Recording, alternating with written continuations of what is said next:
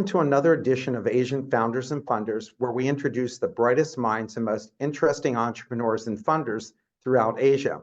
I'm Marc Kramer, serial entrepreneur and senior lecturer of entrepreneurship at Vinh University in Hanoi, Vietnam. Today's guest is Linh Vu, co-founder of Mentori. Linh, welcome. Hello, Mark, and thanks for having me and Mentori in your show. And I'm Linh Vu, and currently I'm a co-founder and the CEO of Mentori Vietnam. Well, I'm so thrilled to have you here, and I've been reading over your company, and it sounds like such an interesting company. So before we jump into your company, why don't you tell us about your professional background and how you got to where you are right now? Okay. So mostly my professional background focusing on human resource management. And I have over 12 years experience in working in HR, and the focus area in HR mine is in organization development, including talent development, talent management, succession planning, and organization structure design. And I joined Mentory recently, around 1 year. And firstly, I joined as a mentor in the platform. And after that, when the founder shared with me more about the vision and the mission of the Mentory, I found it like a lot aligned with my value, my life, my living purpose, and that's why I decided to join full time with Mentory and with the new role as a COO, not only taking care of the background of the back office, like supporting function as HR or finance, but also taking care of the business and the product. Yeah, shortly about my background. So what's the mission of the organization and why was this venture started? Yeah, it's our story start back from 2019 when the founder Mr. Tiến Nguyễn is graduated from Foreign Trade University, and back to that time from some stories and some experience his experience at that time, he found out that when a youth receive mentorship from experience one, he or she could thrive and to achieve a higher result and even unexpected result from himself or herself. And from that time, he realized that he wanted to do something to contribute to the development of the country, and education is one way he could do it, and he could contribute to the long term, not only the short term development. So that's why he found the mentoring and focusing on the mentoring. We provide the platform and we approach to experts in certain industry, and we provide the opportunities for the youth to connect to the experts belong to their need and their will of and they also their orientation on career path, and that is why mentoring start. And for us, yeah. Go ahead. Yeah, and step by step, step by step and year on year, Mentory is the first one in Vietnam market to develop the mentoring platform, and that's why, because we are the pioneer, we have advantage in approaching experts. And step by step, we recognize and we see the common point and the common concern of the youth. Youth here is final year students and fresh and junior working, and that's they seek for the career orientation from earlier stage of their university life, and that's why we develop one more new product about the career orientation, and also like an add-on valued product to the mentoring. We call it Mentoring School and provide the career orientation product. So in the West, people naturally go for mentors because in the West, especially in the United States, we're used to playing sports and being coached all the time. So we look for people who know more than we do to have us be coached, and it doesn't matter the age. I mean, you could be young and get coached by somebody older. You can be older and being coached by somebody younger because they know more about whatever that is than you do. Is that been a big change for people in Vietnam and in Asia, or having mentors comes naturally to them? The fact that in Vietnam, the coaching and the mentoring concept is quite a little bit mixed up. And for searching for the expert, we provide some of the session will be like more mentoring, more than coaching.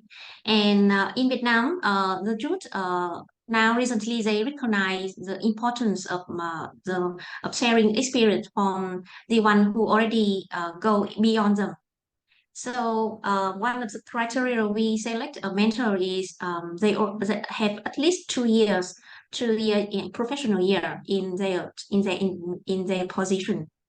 And from our observation, student in junior year they are not they are not confident enough to connect with the people in the title of manager or up, but with the title executive or the title more a little bit junior in the company, they're willing to connect and willing to ask. So that's why in our email network over 1,000 mentors, we have from the officer to executive and to C-level. So do the people being mentored, do they pay for that service? And I'm assuming the mentors get paid as well? Oh no, currently we are doing free, totally free. Our mentors enjoy mentorees mostly because they want to contribute back to society. And we run several success strategy programs in recruiting in recruit and not in inviting mentors like Pay It Forward. Pay It Forward is a program we cooperate with FTU, Foreign University in Hanoi, and we provide a mentor back to the alumni. We invite mentor as alumni of FTU, and they want to go back to their university, and they want to provide the advice for their like current students. And one more program is speed dating with experts, and all of that program and even current our platform we provide it free. Mentee only have to pay a little amount of money to help maintain the platform, and the amount is around 100,000 Vietnam dong. And for mentor, mentor they join freely. Yeah. So the mentor joins free. The student pays to be on the platform. That's how you make your money. The money paid by mentee only help us to maintain the platform only. Okay. And how will you make money to stay doing this for the long term? I mean, what's the revenue streams that you typically have? Our revenue stream will come from this like in several ways. So first thing is like I shared before that we have a new product in career orientation course, and when in our course we take advantage of have a broader network of experts. I will invite certain experts to join the course as and they will provide a second step of the course it provides a coaching session for our attendee. And attendee whenever they join the course, they have to pay. They have to pay a fee to join the course, including three steps. So first steps is we provide them the theory and the preparation they need to prepare and define the job they want to pursue and the plan to acquire it. And the second step is we bring the experts who already commit to provide coaching session to them. And it will last in 1 month with 3 sessions. And by end of the second step, they will the attendee can verify and can like finalize their plan. And the third step is will be a more long-term cooperation with Mentori. That they will receive the advice and the uh, advice and also the coaching in 6 months to 1 year. One of our experts in mentoring. So And that's the first way. Yeah, that's the first mhm. way of revenue stream. And the second way is we also provide employer branding service for the company.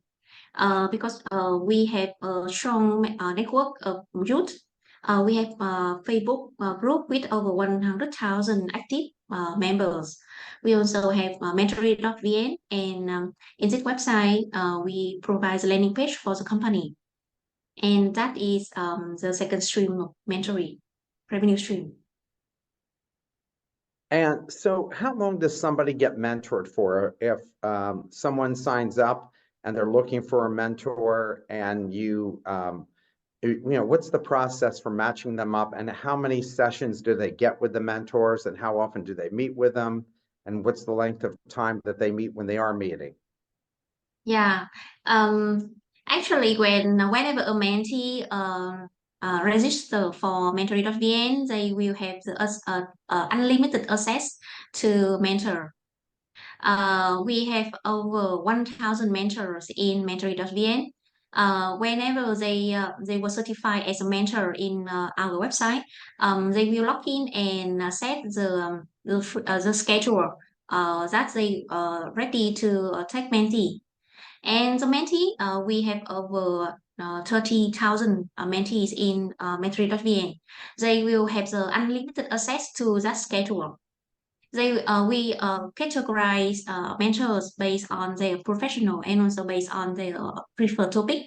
So mentee can search on by professional or by topic.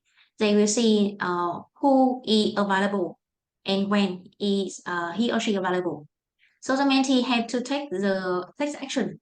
They will have to book the time of the mentor, and mentor will get back that if they accept the booking, then the mentoring will happen at the time they already agree. And mentoring will play the role of we provide the platform, we provide the support for the mentee if the mentor take too long to respond to the mentee. We support the mentor in terms of if they have any kind of problem in connecting, they have feedback from the mentee, they feedback for the mentee, we will play a role of fixing like connecting it. And furthermore, in this year 2024, we will find a way to provide more values for our mentors. As a recent year, our mentor they will receive the thank you note from the mentee. And as a mentor, when they want to contribute back to society, when they we see that the most value, the value get back from if they expected is the thank you, and they see how they help the mentee to develop. So we record the thank you note from the mentees, and also in this year we provide one more product that help them to be recognized more and to be thankful more, and it's in our plan for this year.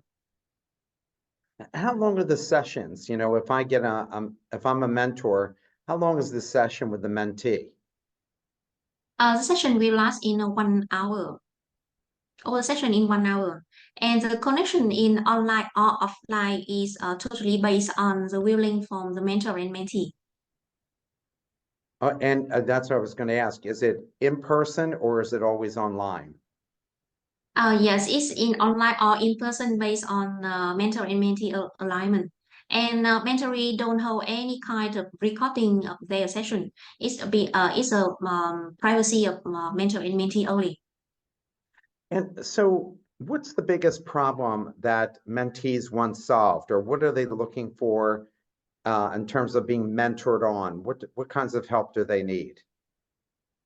The most common concern from our mentee is about the career orientation. And actually before that, because we see this, now we see the common concerns.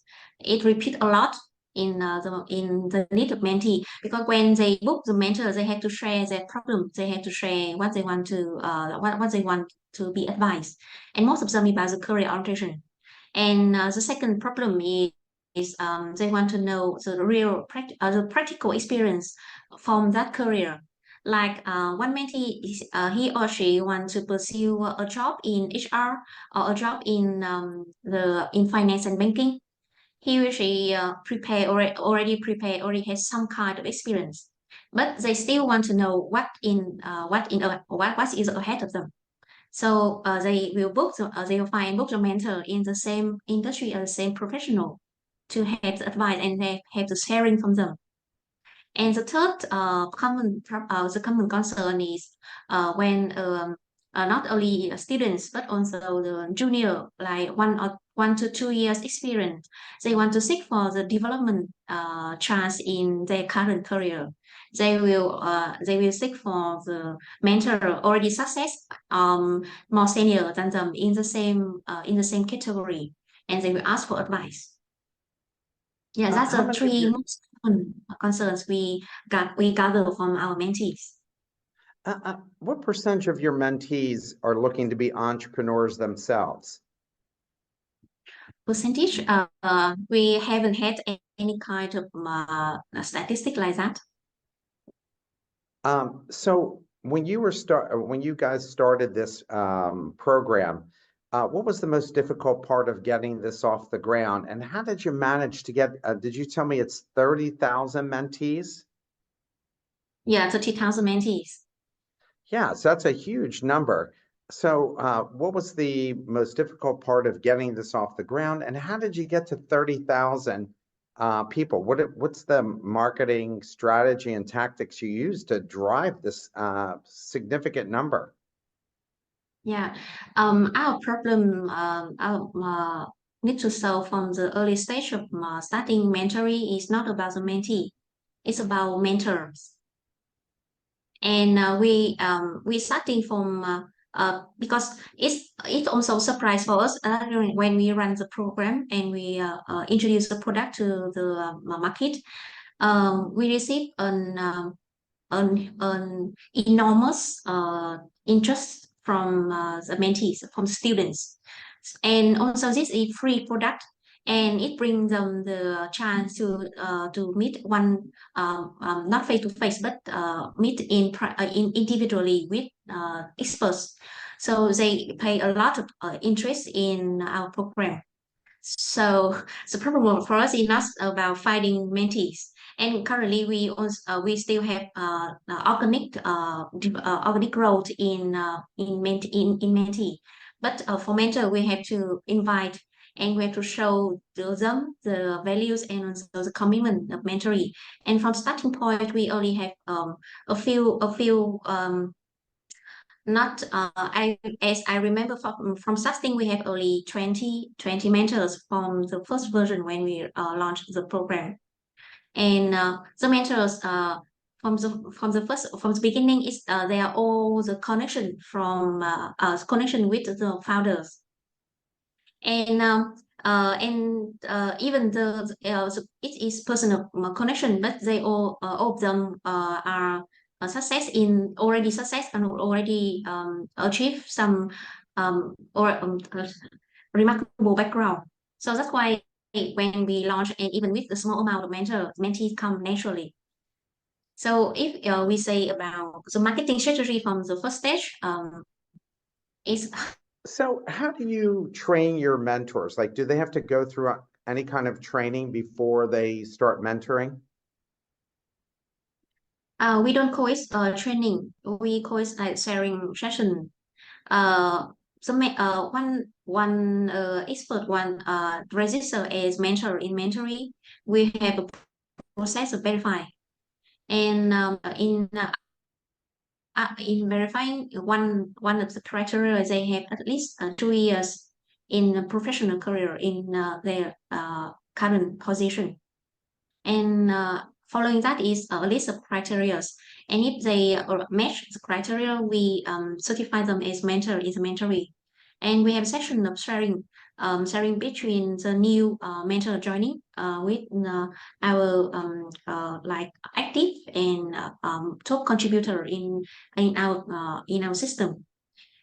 We select the top contributors is the one who have the most connecting, the most mentoring session and receive the highest score from mentee at that point of time. And we do it monthly. So we don't call it a training for the mentor. It's like a sharing session. And for the quality of the mentoring session, we are checking the scoring from the mentee. And for in the period of time, we spend time, our customer service team will call randomly and check with the mentor and also check from the mentee side about the quality of the mentoring session and the service. How many employees do you have? It might in a surprise number. In Mentori right now we have around 20, exclude me and the founder. Then for the so currently in Mentori we have 15 employees, and among them we have only 5 full time, and the rest is students. Okay, and so you weren't an entrepreneur traditionally. You worked for a larger company before you joined Mentory. Has that been much of a transition for you, going from probably an established company to an early stage company? Yes, it's dramatically changed in my experience. Actually, I joined startup. I joined startup 2 years before joining Mentory. So you had some experience being in a But startup my before. previous startup also have yeah already in startup before.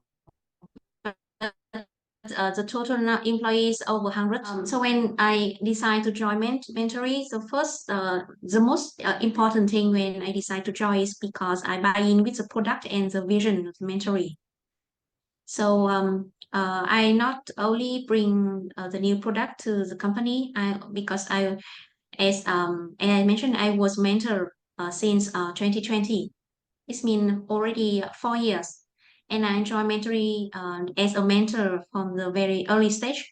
So somehow I can say that I observe the growth of the mentoring for the last 5 years. So still buy in with the vision and the mission. And that's why I like overcome any kind of challenge and any kind of transition. And a lot of things and a lot of experience and the learning I have from the big corps, I can apply in the mentoring and apply for the early stage of the startup, like how to operate, how to maximize and optimize the operation process, and also bring the technology to solve the operation problem. That's how we have a few employees, but we can manage a wide network with a good qualities till now. Well, what's the best part of being in an entrepreneurial venture? The best part is you have the chance to realize what you believe and what we want to do much more faster than than when you are a member or an employee in the big company. And the second good part is in startup we usually say that if you fail, you have to fail fast.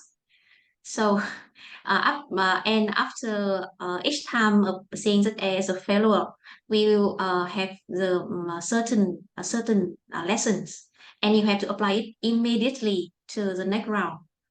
So it's a learning cycle. It's very short and very fast, and you and along with the company growth, you growth also. But I see the two. Yeah. What's the biggest challenges you go through in an entrepreneurial venture? You have to do everything. That's the first. That's the first and the biggest problem. You have to do everything. As when you're in the big corp, everyone has certain responsibility, and you know what you have to do in a process or in a department. But in startup, you have to do everything. Even you are alone as a manager in management, you sometimes have to do hands-on with the team to fix a problem or to deliver a result. That's biggest thing. What's the biggest mistake you ever made, and what did you learn from it? I'm sorry? What's the biggest mistake you've made, and what did you learn from it? Till now, with mentoring. Yes. In mentoring, so the biggest problem with me, I experienced it 2 months ago. 2 months ago, it's because of my stubborn in designing product, and it's led to the failure in launching product, and its failure have to take it on my accountability.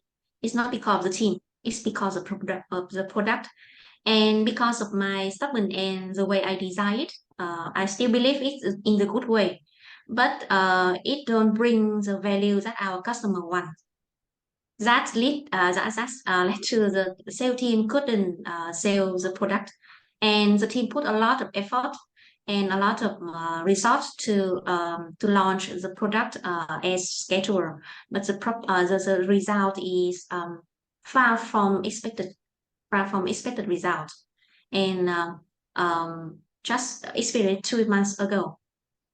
So after that, I still don't know why, still asking why, because I believe in the product, and everyone says that, oh, the quality is good, the content is good, and the feedback from the customer who join, who experience also that, oh, it's good and brings so much values, but not the value they willing to pay. So I have to think again, and to rearrange again. And the founder have to challenge me a lot to like to change the mindset, change the way I think about the product, the way I think that I understand the customer. I have to learn them again. I have to study them again to to again one small time to navigate what they want and what their pain points, and how to bring up the need of our customer about career orientation. The result we will see next week, because next week will be the next launching of this product, new one. It's funny. I mean, I've done 28 startups, and sometimes you think you're solving a problem that needs solving, but people don't want to pay to solve it. And Yeah. yeah, like, I had something called Funding Organizer, and it was a common app for commercial bank loans that reduced the time from 4 to 8 weeks to 1 day. And you would Yeah. think getting all that information in a day instead of taking 4 to 8 weeks would be incredibly valuable, would speed up the process for them to get their revenue.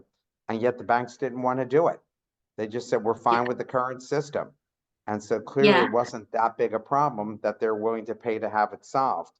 And I guess my Yeah. own lesson learned here was that even though I went to them and I talked to loan officers and they said it was valuable, I didn't talk to the person actually writing the checks. And so if I had Oh, talked to the chief lending officers and CEOs of banks, I could probably save myself a lot of time and money if they just didn't want to pay for it. If I would have asked them, hey, will you beta test it? And if it works, will you buy it?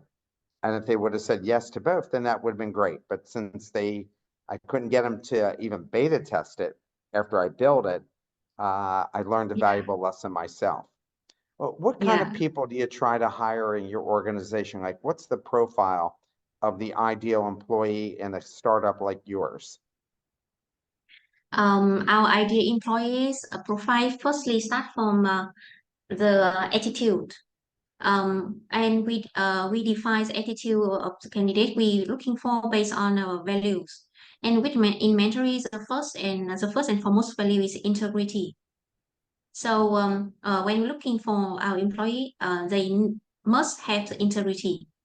And thank for the time I work in HR. I can like navigate the interview quite it's like it's quite clear about their qualities. And the first one is attitude, and the second one is they also want to work in education, tech education. Because if they change from as an industry, it will took us quite such a long time for them to get acquainted with our model. I can say that our business model is not new in the industry. Then because it's not new, and what we confident is about the product and the expert who delivers the product. So when the team want to go fast, we prefer to find the employee who already has experience in running that model. So that is first thing is attitude, second is experience, and the third one, of course, we're talking about the skills and others. But I think it's because we also in the education, so we open for the youth and the junior to join us, and we willing to learn them how to do the job. But they must have the first two quality. What's your competitive differentiator? Because you said there are other folks who are offering this kind of service. How do you differentiate your company from others? We define the first. We define some kind of as a player in two terms. In two terms, the first one is they do education, and the second one is they deliver the career orientation. So with that two terms, what we can be different is we aim to we aim directly to the students and the junior who have the need of orient their career. With other players in the market, they aim mostly to the education system, such as university or high school. So they not like they model more like B2B, not B2C as Mentori. And that's the first thing we differentiate ourselves. And the second one is as a player, they bring the career orientation with the expertise from expertise about the career coaching or career consulting.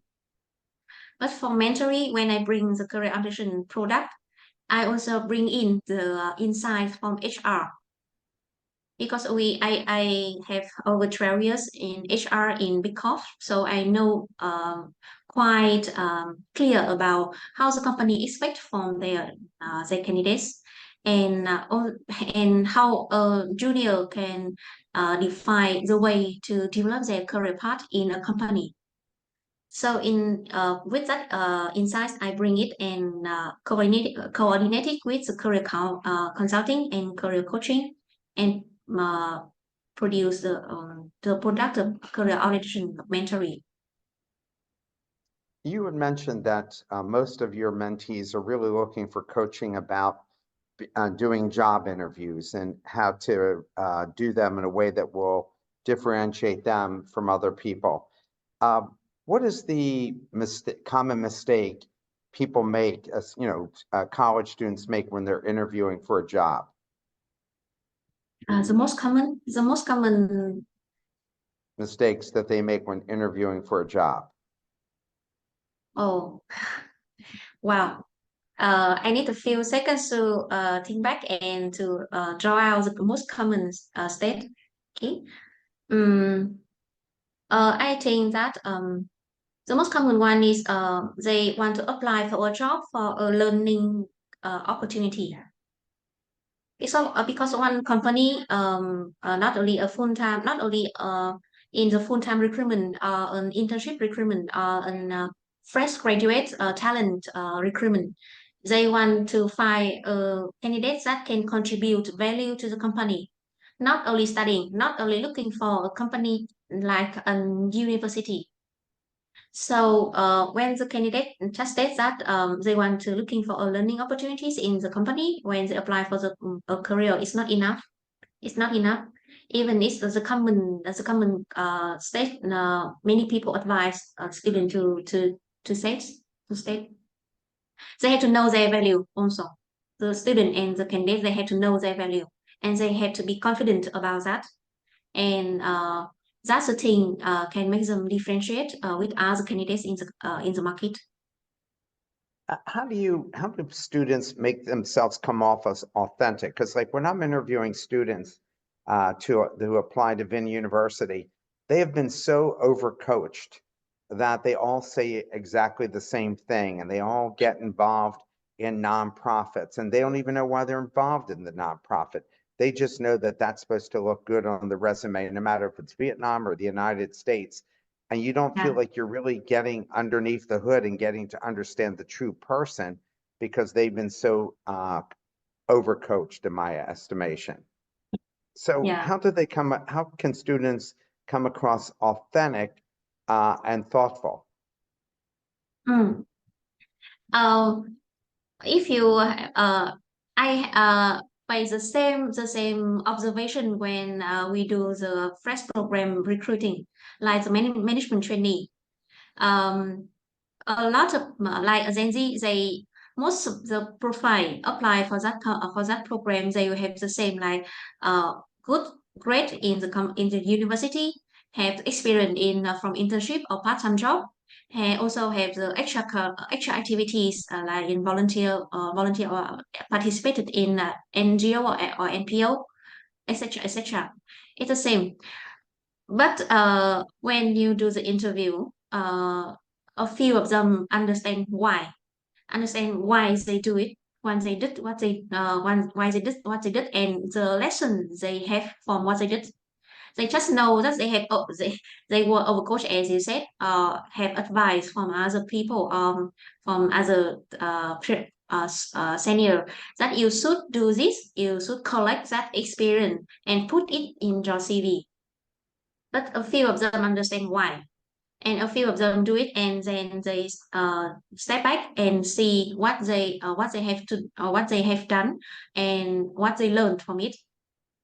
So for students and also for the youth, when they want to um, like I also usually advise for my mentees that whenever you do anything, you have to draw back.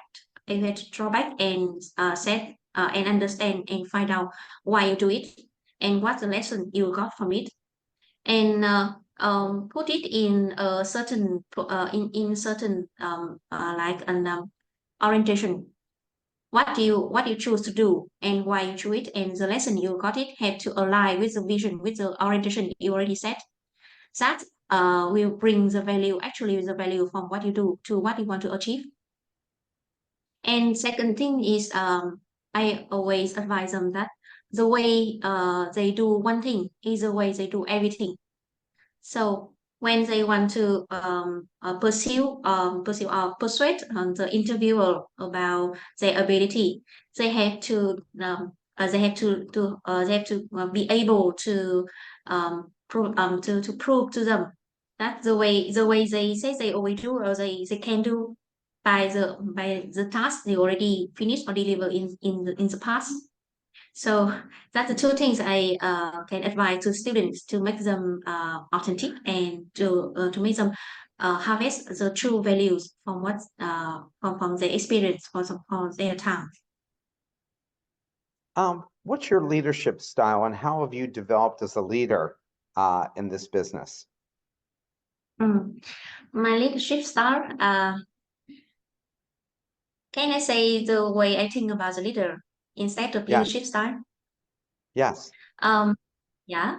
Uh, from my point of view, a leader is not the one to be the best in the team, not the one to solve any kind of problem, not the mighty one, but the one to see the potential and the ability of each person, and be able to arrange the task to allow that person to ignite their full potential. And also the leader had to play the role of a manager that can follow the process, follow the final goal, and to make the job done.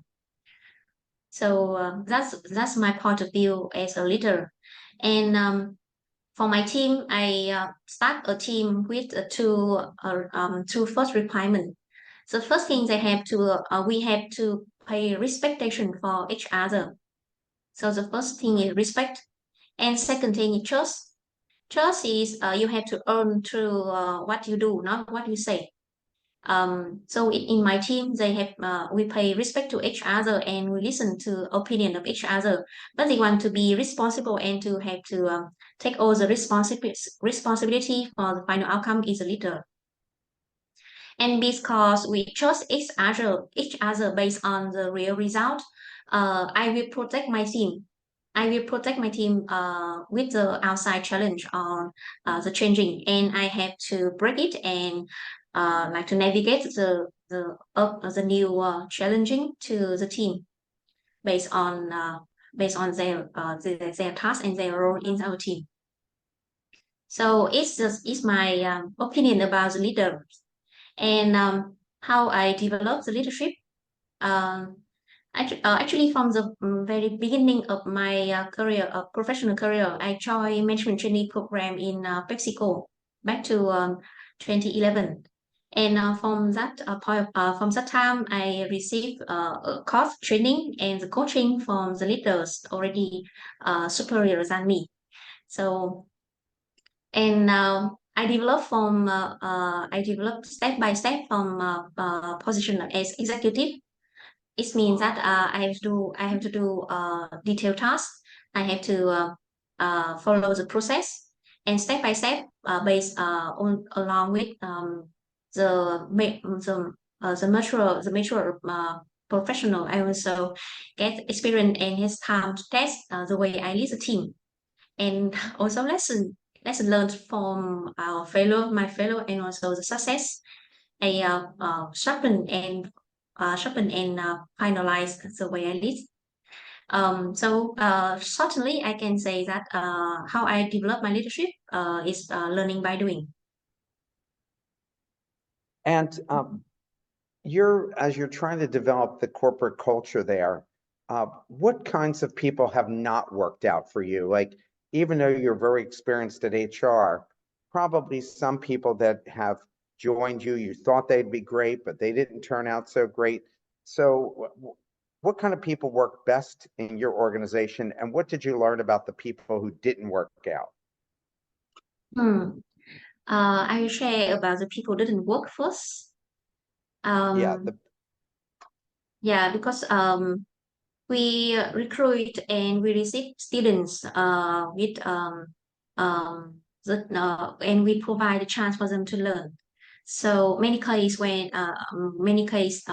face with the failure, and most come from the three reasons. The first one, they are not buy in with our product. Because in mentoring we have to pay a lot of attention and patience, because it's not not easy to monetize in mentoring product. And for the career orientation product, is also a new product, new way of approach in the market. So when launching new product and also facing with the patient one, we need the buy-in. We need the team to buy in and believe in the value of the product, not in the revenue, not in the result. And when person is not convinced about what we do, when they receive the task, they will do it not wholeheartedly and not in 100% of their ability. And second problem is because they are students. They have to take the time for learn as much as possible. So when they took chance and mentoring is not the only chance they have. So they have divided their time to other internship or other companies, and divide time with like exam in university, and also have to divide with their personal life. So the time they commit to mentoring is less than we expected. So when people not committed time with their tasks, we couldn't do it. We couldn't do what we expect from them.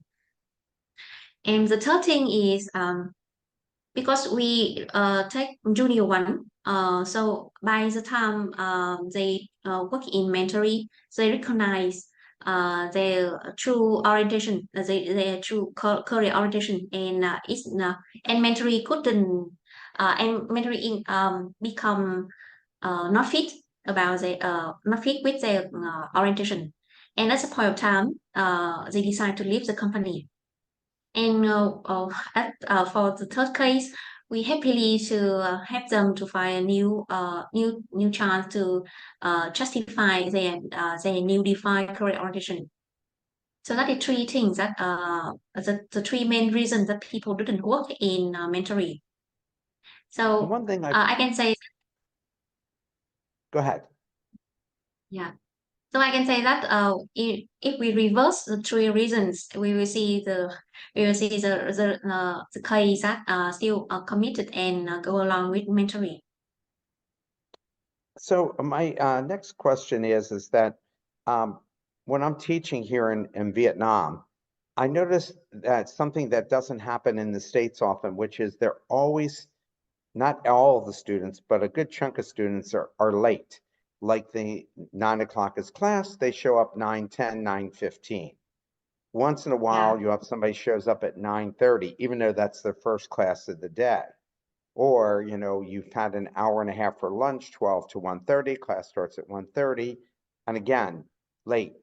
How do you break them of that habit? Because if they're working for a company like yours or anybody else's, they come in consistently 10, 15 minutes late, they're not going to have a job. How do you break them of that habit? Very different between working in company and going to study in university. For company, because we are working with Gen Z, and with Gen Z, there are in some aspect you have to provide them a certain freedom, but have to exchange in other aspects. For working time, we have a certain time have they have to commit, and the limitation of options that they come late, they took the off day. And if they not violate the limitation, they have freedom to go to work at least 30 minutes earlier or later than the time we define. And moreover, because of course, besides 5 full-time employees, the rest 10 students, they have the freedom to register when they go to the office. Register is mean because they are students, so we couldn't require them to be here full time. They had to um, we ask them to register at least 5 working day, not day, half day in office, and they have to commit to come. If they violate it violates the amount of two, it means that they register but they don't show up 2 days, 2 half day in a week is a limitation for them, and we will have the warning and the session of like a hard coaching for them in if they violate the limitation. And because we working hybrid, so not only they work in the office, um, we also talk, and we also work, and we also solve problem even at night. So startup life is a 24/7. Is it hard to build a corporate culture of people working virtually? Yeah, it's very hard. And in some certain critical time of running project or preparing launching a product, we have to require all the team to be in the office. And accidentally today, all my team will stay late in the office until at least 8 p.m. because we're preparing for a new launching. So it happened time by time. And because we provide them the freedom, they have to exchange it in other aspects. Not all the money they have to play to stay late or have to be in the office, but in exchange, when we need, they have to be present. But So still very hard. here's my last question for you. How do you preserve, Yeah. is it possible to have work-life balance when you're an entrepreneur? Can I say frankly? Yes. No.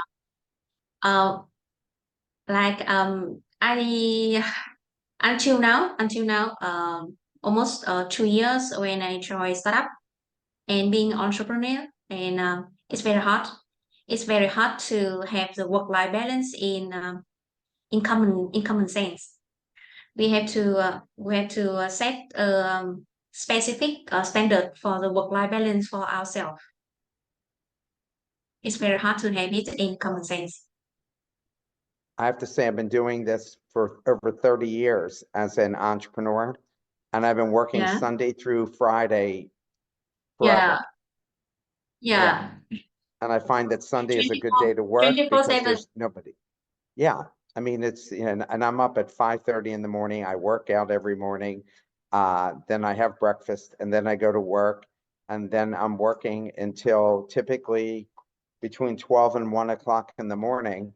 And then it Yeah. starts all over again. Even on the weekends, like Saturday I'll take off, but Sunday I'm up 5:30 in the morning because I can't afford to lose the time, because time is the most valuable commodity we have. Yeah. So that's why I said that the first two things to be able to commit with our job is you have to buy in, and you understand and you already align with the vision and mission of the product.